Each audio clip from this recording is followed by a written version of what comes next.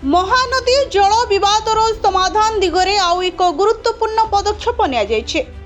केंद्र जलशक्ति मंत्री सीआर पाटिल अध्यक्षतार नुआ दिल्ली रे अनुष्ठित उच्चस्तरीय बैठक रे ओडिशार मुख्यमंत्री मोहन चरण माझी एवं छत्तीसगढ़ मुख्यमंत्री विष्णुदेव साय जोगदे जल बंटन प्रसंग में आलोचना करछन्ते। बैठक रे केंद्रीय जल कमिशन अध्यक्षक नेतृत्व में गठित कमिटी आसंता 3 मास मध्य महानदी जल विवाद ट्रिब्यूनाल को निजर रिपोर्ट दाखल करेंगे बोली निष्पत्ति होइछे। एही रिपोर्ट विवादर समाधान प्रक्रिया को आगकू बढ़ाइबारे सहायक हेबो बोली आशा करा जाउछे। बैठक रे ओडिशार स्वार्थ, राज्यर जल अधिकार, चाषीक हित एवं परिवेश सुरक्षा को सर्वाधिक प्राथमिकता दे समाधान पथ खोजवा उपरे मुख्यमंत्री मोहन चरण माझी गुरुत्व आरोप करथिले।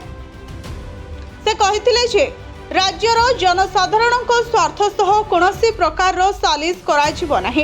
अन्यपटे सौहार्दपूर्ण परिवेश रे आलोचना माध्यम रे महानदी जल विवादर स्थायी एवं पारस्परिक भावे ग्रहणयोग्य समाधान करने को उभय राज्य सहमति प्रकाश करछन्ते।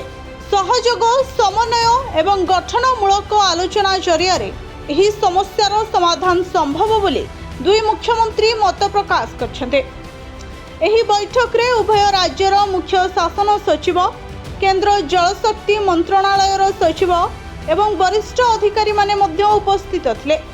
बैठक पर मुख्यमंत्री मोहन चरण माझी आशा प्रकाश करिसेंति जे ओडिशार जनस्वार्थ को सुरक्षित रखी समस्त पक्षों सहयोग रे महानदी जल विवादर एक शीघ्र एवं स्थायी समाधान बाहरिबो। Bureau report, Odisha fast.